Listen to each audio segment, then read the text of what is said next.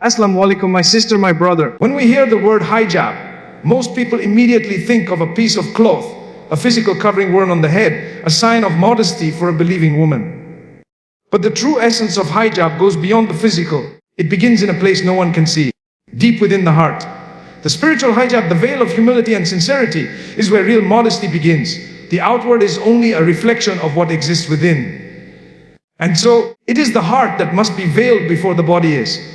The heart that is exposed to arrogance, jealousy, pride, and ego needs more covering than the body ever will. A heart veiled with purity is more protected than any physical layer could ever provide. The Prophet was known to be modest not just in appearance, but in tone, in words, in actions. This inner modesty stemmed from a heart fully surrendered to Allah. That is what we are seeking when we speak of the hijab of the heart. When the heart is filled with the love of Allah, there is no room left for showing off, for seeking the gaze of others, for impressing the world. A heart that knows its purpose does not crave validation from those who do not control its destiny. A heart veiled in sincerity understands that true value is not in beauty, status, or wealth. It lies in obedience, in humility, in quiet submission. In the Quran, Allah tells us about the people of taqwa, those who fear Him unseen. Their hearts are veiled from arrogance. Their minds are wrapped in consciousness of Him. They are not loud in worship to be seen. They are not righteous in action to be praised. Their spiritual hijab covers their intentions. They act not for the world, but for the one who knows every heartbeat, every breath, every secret. We live in a time where everything is about the exterior. Social media pushes us to appear perfect. Society measures worth by likes, followers, and filtered smiles. But Allah does not look at our images or appearances. He looks at our hearts and our deeds. This is not a putic idea, it is a hadith. The inner state is what determines the weight of the outer. A person may dress modestly but speak with arrogance, belittle others, gossip about the innocent, or mock the sincere. What is the use of fabric if the tongue wounds, if the gaze is disrespectful, if the behavior is harsh? The hijab of the heart is what regulates all other veils. It reminds the person to lower the gaze not just physically, but emotionally. To not look down on others, to not allow the eyes of the soul to judge the shortcomings of another while ignoring one's own. The heart is the command center. The Prophet said, "Indeed in the body is a piece of flesh. If it is sound, the whole body is sound. If it is corrupt, the whole body is corrupt. Indeed it is the heart." A heart that is veiled in dhikr, remembrance of Allah, is a heart that guides the rest of the body to what is pure. Such a heart leads the eyes to look with mercy, the tongue to speak with kindness, the hands to act with compassion, and the feet to walk humbly. That is the real hijab, the veil that reshapes behavior from the inside out. Without this internal reform, the external becomes shallow. True beauty is not in being seen, but in being sincere, and sincerity lies in the heart. Many people think hijab is only for women, but the Quran commands both believing men and women to lower their gaze and guard their modesty. This proves that hijab is a concept, not just clothing. It's a lifestyle. It's how we speak, how we interact, how we think, how we feel. The hijab of the heart teaches men to respect women, to not see them as objects, to not reduce them to appearances. It teaches both men and women to speak with dignity, to behave with restraint, to avoid what corrupts the soul. It teaches patience when provoked. It teaches silence when words will hurt. It teaches detachment from the desires of the nafs. It teaches presence in worship, mindfulness in action, and awareness in every moment. When a heart is unveiled to the world, it begins to absorb its noise. It takes in envy, greed, lust, and competition. Slowly, the soul becomes heavy. There is no peace. There is no barakah. But when the heart is covered with the remembrance of Allah, it is protected. It becomes serene. It begins to heal. The Quran becomes its light. Salah becomes its food. Fasting becomes its purification. Dhikr becomes its weapon. In that state, even a simple smile becomes ibadah. Even a kind word is an act of worship. The hijab of the heart makes the ordinary extraordinary, because the heart is conscious of the one who sees it all. There are many sisters who wear the hijab beautifully, but cry themselves to sleep because of judgment. There are many brothers who strive to lower their gaze, but are mocked for being different. The hijab of the heart sees past all of that. It teaches us to seek Allah's approval above all, to care more about what our Lord sees in us than what the world thinks of us. The hijab of the heart shields us from the poison of people's opinions. It allows us to walk with grace, knowing that if Allah is pleased, nothing else matters. It gives us strength to rise when we fall. It gives us sincerity when we succeed. It humbles us when praised. It uplifts us when forgotten. Because a heart that is veiled in the love of Allah is never empty, never weak, never alone. We ask Allah to clothe our hearts with humility, to shield our intentions from arrogance, to guide our thoughts away from temptation, to beautify us with truth, and to envelop us in sincerity. We ask Him to give us the kind of inner hijab that makes our outer hijab easy, meaningful, and beloved to us. Because when the heart is right, everything else follows. When the heart is veiled with light, the soul becomes content. When the heart is hidden from the desire to impress others, it becomes visible only to the one who truly sees. And that is the most beautiful exposure a human being can experience.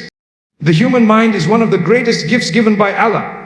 It is the seat of reflection, thought, imagination, creativity, understanding, and decision. It is with the mind that we recognize truth, submit to our Creator, and strive for clarity in a world clouded by confusion.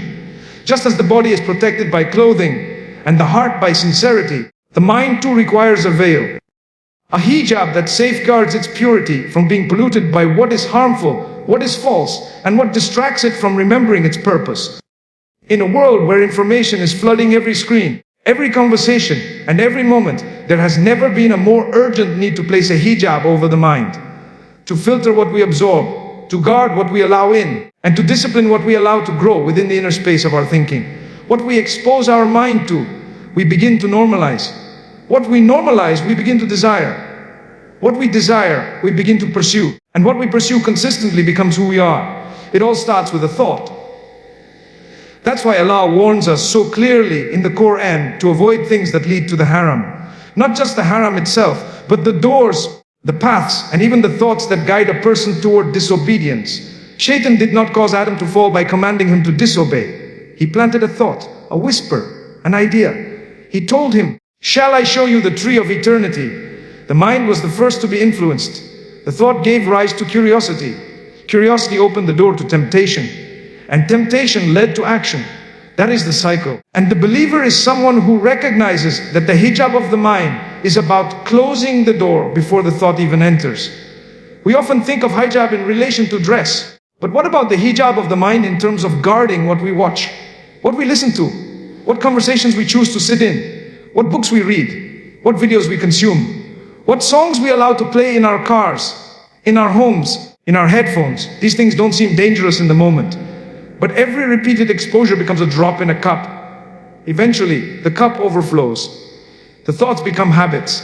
The habits become identity. When the hijab of the mind is removed, the intellect is at risk of being hijacked by trends, by ideologies, by ideas that seem harmless at first but are laced with poison.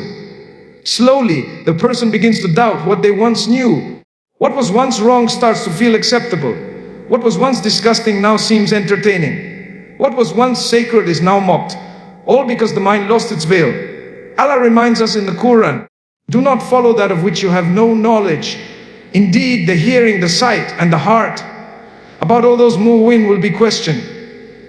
This is not simply a verse about caution. It is a command to place a spiritual barrier around our senses. What we hear, what we see, what we think, what we allow into our consciousness. The hijab of the mind teaches us to question, is this bringing me closer to Allah?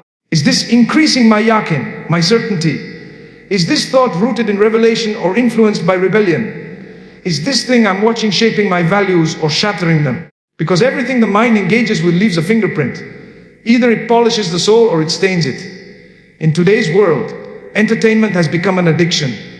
Endless scrolling, mindless watching, consuming content not because we need it, but because we're bored, anxious, or escaping. When the mind is constantly fed by the dunya, it becomes starved of the akhirah. When the soul is neglected, the intellect becomes hollow. We find ourselves mentally exhausted, emotionally agitated, spiritually numb. Not because we are doing something inherently evil, but because we are not guarding the intellect with the hijab of discipline. The hijab of the mind is not about closing yourself off from the world. It is about selecting what brings light to your understanding. It is about refusing to be fed lies, toxicity, and darkness. It is about being deliberate in what you allow your thoughts to entertain. There is an ayah in Surah Al-Mu'minun where Allah describes the successful believers. He says, they turn away from vain talk. The scholars of tafsir say this includes useless discussions, gossip, harmful ideologies, distractions from purpose. The believer is someone who respects their mind enough to not waste its capacity on noise. They don't sit in every gathering. They don't argue endlessly. They don't consume every debate. They don't entertain doubts for the sake of appearing open-minded. They know that the mind, once exposed to certain things, cannot always return to its innocence. So they place a veil, not of arrogance, but of protection. Just like one would cover their body out of honor, they cover their intellect from exposure to falsehood. One of the most powerful tools of shaitan is to plant doubt in the mind, to make a person feel like they are intellectual by questioning everything, to make them feel enlightened by rejecting sacred truths, to make them feel relevant by mocking tradition. But this is not wisdom. True intellect is rooted in humility. The one who has placed a hijab on their mind does not close themselves to learning. They simply choose the source carefully. They do not run toward any trend in the name of being modern. They do not follow every influencer in the name of being informed. They understand that just as food affects the body, thoughts affect the soul. If you would not feed your body poison, why allow your mind to drink from corrupted streams? When the hijab of the mind is firm, a person is able to think with clarity. They are not swayed by propaganda. They are not deceived by appearance. They are not manipulated by emotion. They weigh everything by what pleases Allah. They view the world through the lens of the Quran. They listen to arguments, but always come back to the foundation of truth. They are thinkers, not just followers. They reflect, not just react. They filter every idea through a spiritual lens. And when they are unsure, they ask the people of knowledge. They do not depend on their own opinion when revelation is available. This is a form of intellectual hijab. Humility before truth, restraint before confusion, discipline before desire. We ask Allah to place a light in our intellects, to protect our minds from misguidance, to grant us the wisdom to seek knowledge from authentic sources, to surround us with righteous company, and to place a veil over our thoughts, a veil that blocks out all that displeases Him and allows only that which brings us closer to Him. The hijab of the mind is not a barrier to freedom. It is the path to true liberation. Because when the mind is protected from lies, it becomes a vessel of guidance. And guidance is the most precious gift a person can ever receive. There is something uniquely beautiful about taqwa, the conscious awareness of Allah at all times, in all states, in every place, and through every action. It is not fear alone, nor is it only love. It is the awareness of standing before Allah even when no one else is watching. And when this taqwa settles in the heart, it becomes a hijab unlike any other. A veil that shields the soul from pride, purifies the intentions, and reshapes how we view everything in this world. Taqwa in the heart is what prevents the eyes from wandering, the ears from hearing what is forbidden, the tongue from deceiving, and the ego from rising. It's not a garment stitched by hands, but a spiritual cloak tailored by obedience, humility, and love for the Creator. A heart that is wrapped in taqwa is always guarded. It's alert, like someone carrying precious treasure and afraid of losing it. That's exactly how the Prophet described taqwa.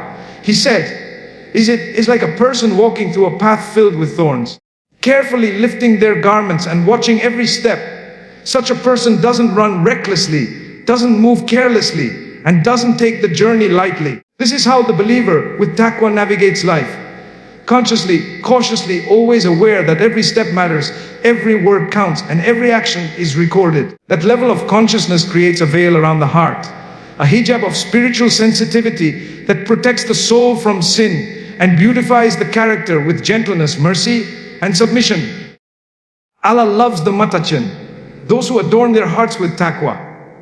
He mentions them throughout the Quran as the ones who will be granted Jannah, the ones whose deeds will be accepted, the ones who are closest to Him. Taqwa is not about appearances. It is not proven by a beard or a scarf or eloquent speech. It is something unseen by creation, but fully known to the Creator. It is the hidden quality that gives value to every outward deed. That is why Allah said in the Quran regarding sacrifice, their meat will not reach Allah, nor will their blood, but what reaches Him is your taqwa. This means even an act as great as slaughtering in the path of Allah is only accepted based on the sincerity and consciousness behind it. What truly reaches Allah is the state of the heart. When taqwa becomes the adornment of the heart, the entire being transforms.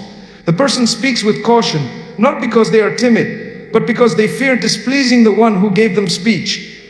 They walk humbly, not because they lack confidence, but because they recognize that arrogance is the garment of Shaitan.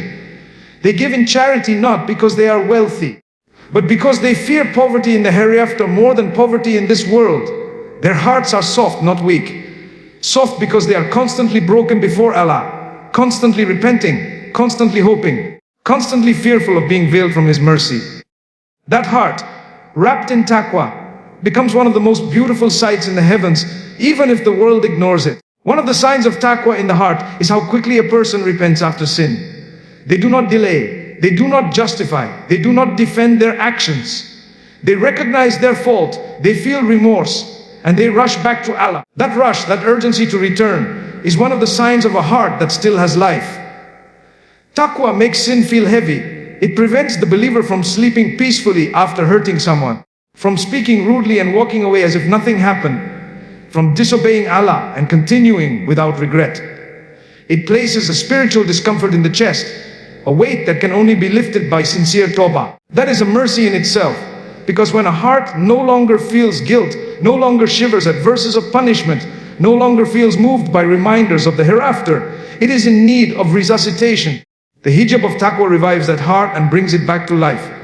The Prophet once pointed to his chest and said, "Taqwa is here." He did not point to clothing. He did not mention status. He did not speak of rituals. He pointed directly to the heart. That is where taqwa lives.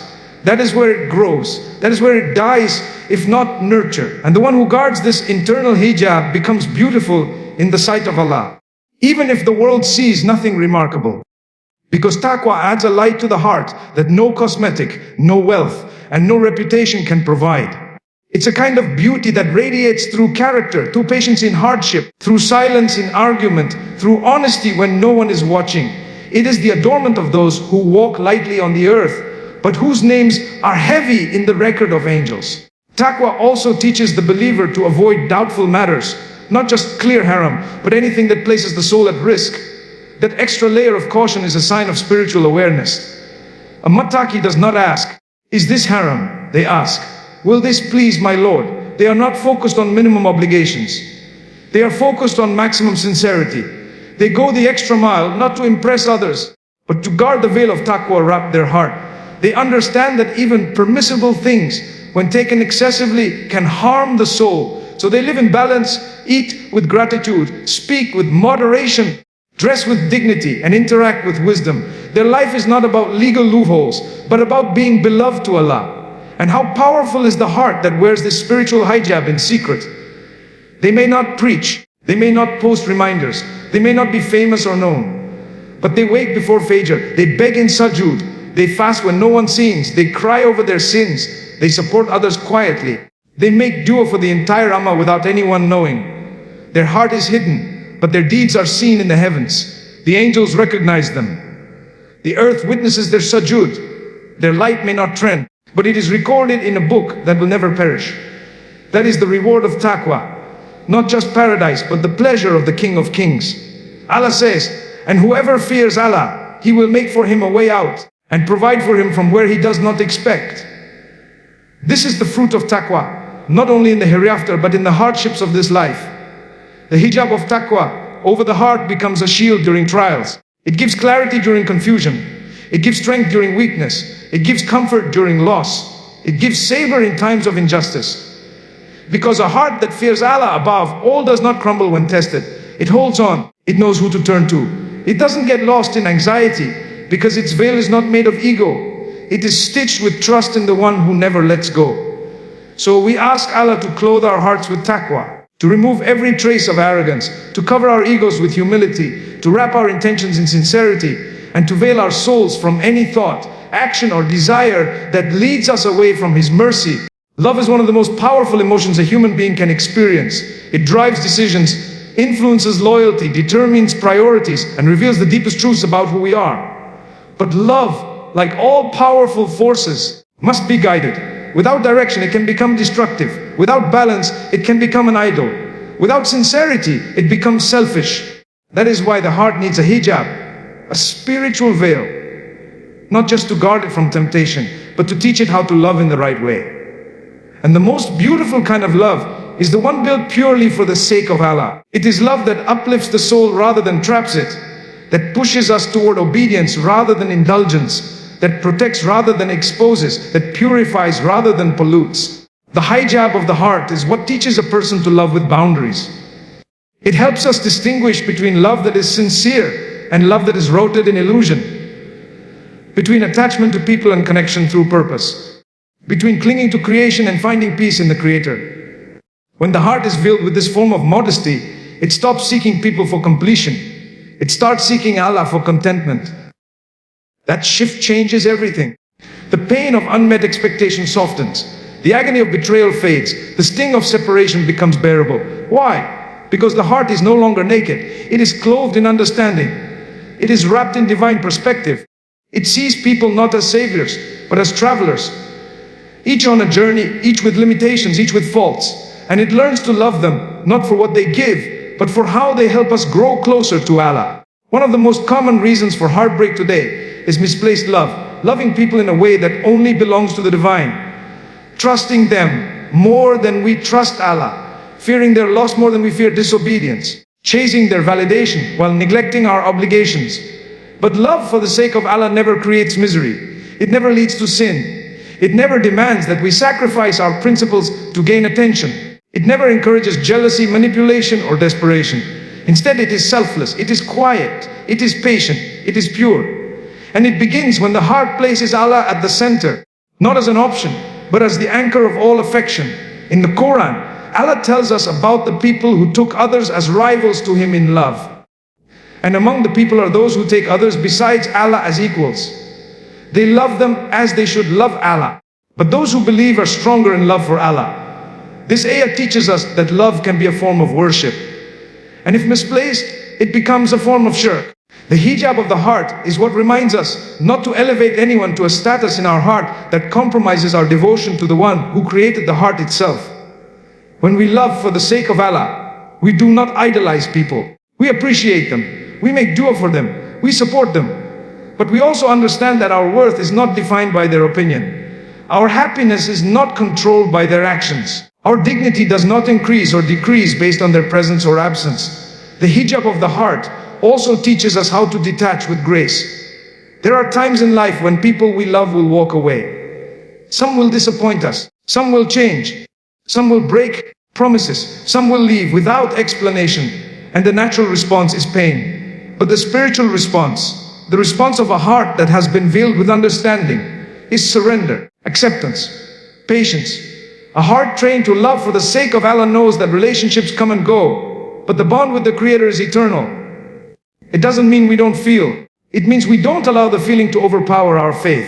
It means we return to Allah through that pain, not away from Him. There is a hadith that says, whoever loves for Allah, hates for Allah, gives for Allah, and withholds for Allah has completed their faith. This is not about being cold or distant. It is about being principled. It is about anchoring every emotion in divine purpose, even when we dislike something or someone. The hijab of the heart teaches us to respond with justice, to dislike what is harmful, not what is different, to oppose wrongdoing, not to humiliate the wrongdoer, to speak truth, but not with arrogance. Because love for the sake of Allah also includes hating oppression, immorality, injustice. Not because of ego, but because we love purity, fairness, and what pleases Allah more than anything else. This spiritual hijab also teaches us how to love ourselves correctly. In a world obsessed with self-love that often turns into narcissism, the believer finds balance. We do not worship our desires, but we also do not degrade ourselves. We recognize our worth through the lens of servitude to Allah. That kind of self-love is healthy. It prevents us from settling for relationships that harm us. It reminds us that Allah has honored us, that we are not here to be used, to be discarded, to be abused. We are servants of the Most Merciful, and our love for ourselves and others must reflect that dignity. One of the most sacred expressions of love for the sake of Allah is sincere friendship. When two people love each other not for beauty, status, money, or benefit, but because their presence brings them closer to Allah, their advice brings clarity, their reminders bring humility, and their companionship brings comfort in deen. That is a love that will be shaded on the day of judgment. That is a bond that outlives the world. That is a connection that carries weight in the heavens. The hijab of the heart helps us recognize these people. It tells us which bonds to nurture, which ones to let go, which ones to invest in for the long run, and which ones to walk away from without regret. And what about romantic love? The hijab of the heart does not deny love, it purifies it. It channels it through halal means. It dignifies it with commitment. It protects it from becoming a source of sin. It doesn't kill desire. It refines it. It understands that the most blessed love story is not one that starts in secrecy, but one that begins with due. One that is rooted in character, not charm. One that prioritizes faith over fantasy. The heart that wears this hijab understands that real love is not found in stolen moments, but in sacred bonds. Not in infatuation, but in intentionality. Not in temporary emotions, but in permanent values. And so it waits. It prays. It guards. Because it knows that anything for the sake of Allah is always worth it. The hijab of the heart helps us redefine love in every context. It teaches us to love our parents even when they're difficult, because Allah commands it. To love our spouses with compassion, not control. To love our children by raising them with Allah's pleasure in mind, not the world's standards. To love the ummah with genuine concern, not judgment. To love humanity by sharing truth, not superiority. To love ourselves by aligning our worth with our worship, not our appearance. Every expression of love becomes an act of worship when the heart is veiled from what is selfish and exposed only to what is sincere. Modesty in Islam is not simply about fabric. It is a reflection of inner submission, a declaration of identity, and a badge of humility worn by the one who chooses to surrender to the will of Allah. The outer veil, as sacred and powerful as it is, finds its truest meaning when it is supported by a mind that understands its purpose and a heart that reveres the one who commanded it. Without the mental and spiritual hijab, the external covering can become a symbol stripped of its sincerity. It may remain visible to people, but it may lose its connection with Allah. That's why Islam emphasizes not only the appearance of modesty, but the entire ecosystem of modesty. In thoughts, in intentions, in behavior, in the way we carry ourselves, even when no one is watching. The outer veil is a sign of devotion, a sign of obedience, a sign of courage in a world where exposing is often celebrated and concealing is ridiculed. It is a physical shield from the gaze of the world, but it must be accompanied by an inner shield that guards the mind from arrogance and the heart from pride. Because without that inner veil, a person may wear hijab and still look down on others. They may observe the physical code of modesty and still speak with cruelty. They may dress in loose garments and still judge those who struggle. They may appear pious and yet harbor a heart full of jealousy, bitterness and ego. This is not what modesty means in Islam. True hijab begins before a person puts on a scarf. It begins when the heart recognizes who it is dressing for and why it chooses to cover. There are people who never remove their physical hijab but have uncovered their hearts to the desire for approval, to the need for likes, to the urge to compare, to the pull of judgment. And there are others who may still be on the journey to outward modesty, but their hearts are veiled with humility, sincerity, and fear of Allah. This is not to excuse the neglect of the outer hijab, for it is a command of Allah and one of the most dignified acts of devotion, but to remind us that without the mental and spiritual foundation, the external hijab becomes dry. It may fulfill an obligation, but it may not inspire transformation. May meet the requirement, but it may not penetrate the soul. When the mind does not understand the beauty, wisdom, and honor of hijab, it begins to see it as a burden. It becomes a core, a routine, a cultural pressure, a symbol of restriction rather than a symbol of elevation. The person wears it with reluctance, removes it in secret, hides it from certain crowds, apologizes for it, or feels ashamed of it. This happens when the mental hijab is missing, when the intellect has not been veiled from worldly propaganda, from the lies that promote shamelessness as freedom and obedience as oppression. The hijab of the mind is what filters these ideas before they sink into belief. It reminds the person that modesty is not backward. It is divine. That covering is not weakness. It is dignity. That obedience is not submission to society. It is submission to the Creator. Likewise, when the heart is not adorned with taqwa and love for Allah, the hijab becomes fragile. It is worn when convenient and removed when challenged. It is embraced during faith highs and abandoned during faith dips.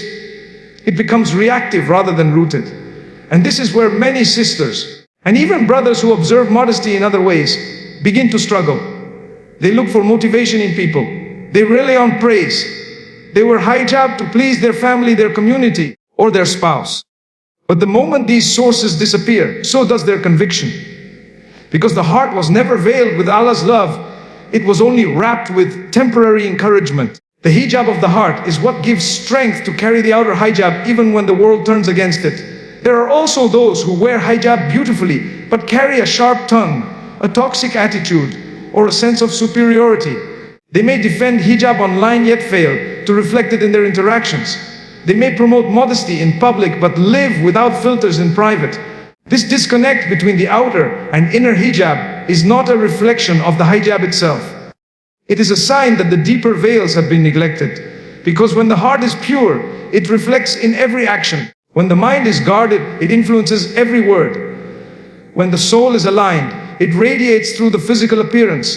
But when the hijab is only external, it risks becoming a shell. Beautiful on the outside, but vulnerable inside. One of the most profound verses in the Quran is when Allah says, "Indeed, the most noble of you in the sight of Allah is the one with the most taqwa." This means your veil, your identity. Your honor is not just in the garments you wear, but in the consciousness you carry. The hijab of the heart is what brings nobility to the hijab of the body. The hijab of the mind is what protects that nobility from being tainted by trends, by doubts, by desires. When these three layers, body, mind, and heart, align, the believer becomes unshakable. They wear hijab not because it's easy, not because it's trendy, not because it makes sense to the world, but because it is what Allah loves. In a society that pressures women to reveal, hijab becomes a form of resistance. But that resistance must be fueled by more than emotion. It must be guided by knowledge. It must be held up by understanding. That's why the hijab of the mind is so critical. It teaches us how to respond to critics without hate, how to answer questions without insecurity, how to carry ourselves with confidence rooted in revelation, not in ego. The one who understands hijab mentally does not flinch when people stare. They do not apologize for choosing obedience. They do not compromise to fit in. They stand firm, not with arrogance, but with quiet conviction. And the hijab of the heart is what softens the soul even as the world becomes harsh. It keeps the believer gentle, forgiving, kind, and self-aware. It prevents modesty from becoming a tool of pride. It reminds the one who wears hijab that she is not better than others, but more accountable. That she is not exempt from faults, but more visible in representing deen. That she is not perfect, but constantly striving. That her hijab is not the end of the journey, but the beginning of one that demands refinement of speech, purity of intention, and excellence in character. Brothers too have their hijab, in their gaze, in their conduct, in their interactions, in their humility. And the same rule applies when the heart and mind are veiled. The outer actions become meaningful, lowering the gaze becomes natural, respecting women becomes standard, speaking with integrity becomes default. Because modesty is not about rules alone. It's about restraint that comes from reverence. When you revere Allah, you restrain your ego. You regulate your behavior. You guard your limbs. You monitor your intentions. This is the unseen hijab that gives life to the visible one. We ask Allah to grant us inner hijab that gives substance to our outer hijab, to veil our minds from deception, to shield our hearts from pride. You align our actions with sincerity, and to make our modesty a means of nearness to Him. We live in a world that is obsessed with what can be seen, measured, photographed, or judged by the naked eye. But in the sight of Allah, it is what remains unseen. The whispers of the heart, the direction of the mind, the purity of intention, that carries the greatest weight. The hijab we wear on our bodies is sacred, but it finds its trust value when it flows from a heart that is veiled with humility, and a mind that is guarded with wisdom. The outer veil is a message to the world, but the inner veil is a message to Allah. And when the two are united, when a heart is wrapped in taqwa, when a mind is filtered through revelation, when love is grounded in sincerity, and when modesty is led by understanding, the entire being becomes a light walking on the earth. The hijab of the heart protects us from arrogance, from judgment, from attachment to this fleeting world. It teaches us to love with balance, to forgive with grace, and to walk with dignity, no matter how loud the world becomes. The hijab of the mind protects us from confusion, from deception, from the slow erosion of truth. It helps us think with clarity, choose our influences wisely, and navigate a stormy world with calm rooted in faith. And the outer hijab, when it is supported by these inner veils, becomes a symbol of strength. Not just a garment of cloth, but a statement of surrender. A silent proclamation that I belong to Allah before I belong to this dunya. So we ask Allah to cover our hearts in sincerity before our bodies in fabric, to shield our thoughts before our skin, to guide our souls before our steps, to elevate our modesty beyond appearance, and to make our entire lives a reflection of His light, His mercy, and His love. Because in the end, it is not how we appear before the world that matters. It is how we appear before the one who created the world itself. And if He is pleased, we have succeeded beyond measure. No matter how small we may look in the eyes of others, may every veil we wear, seen or unseen, be a means of nearness to Him, a shield against darkness, and a bridge toward everlasting peace.